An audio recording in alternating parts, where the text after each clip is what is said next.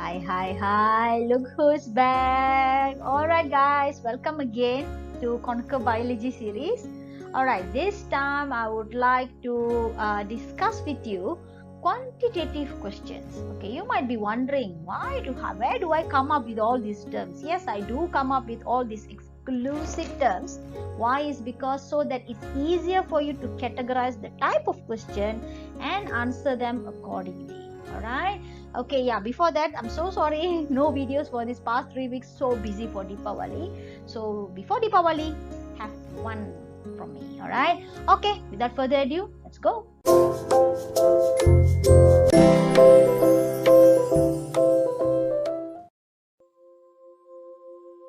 Okay, dokie, moving on.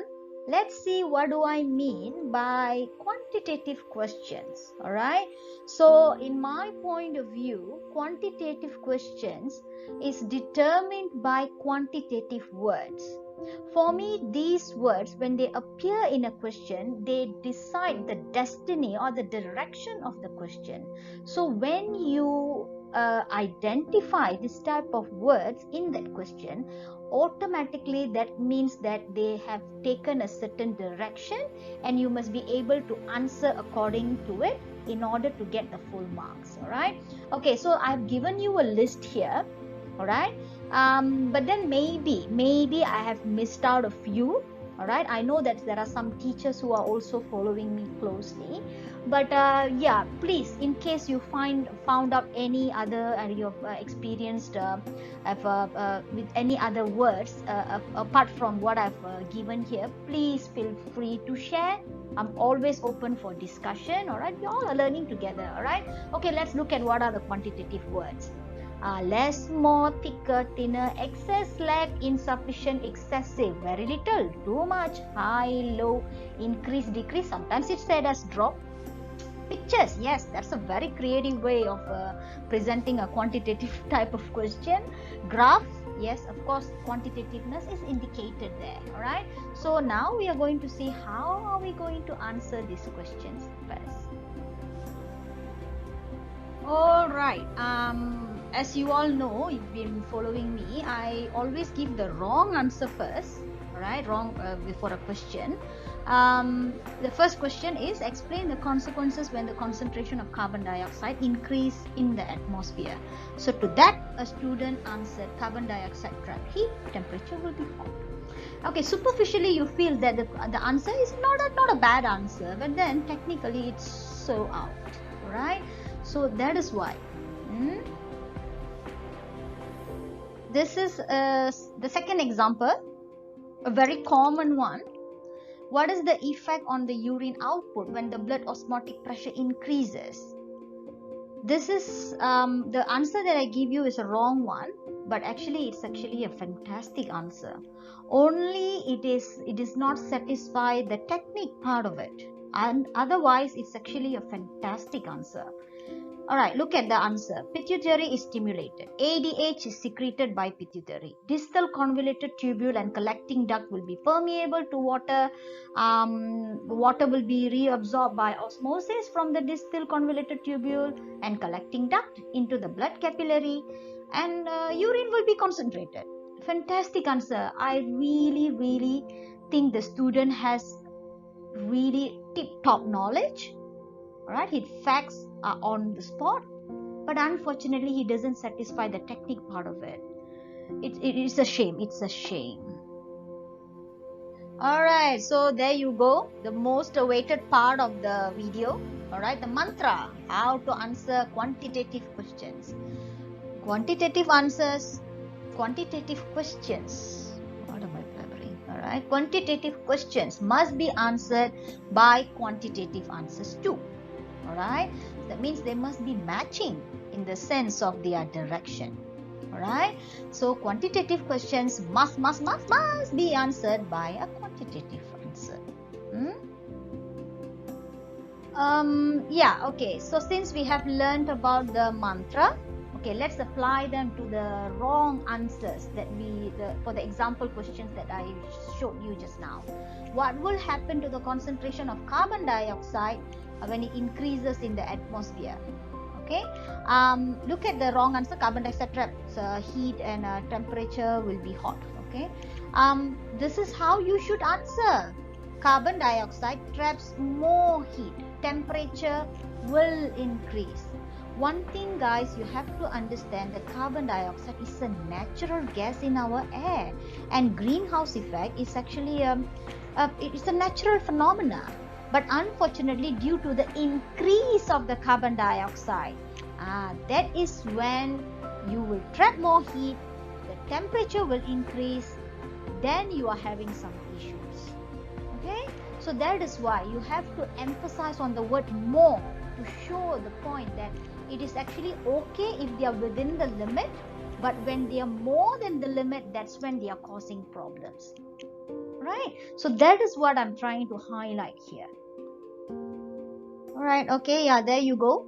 For the second question, what is the effect on the urine output when the blood osmotic pressure increases? All right, so the pituitary is the correct answer should be the pituitary is more stimulated. All right, more ADH is secreted by the pituitary. Distal convoluted tubule and collecting duct will be more permeable, more water will be reabsorbed, and the urine will be more concentrated and little in quantity. Can you see that? All right, so all your answers, each and every sentence, you must have the word more.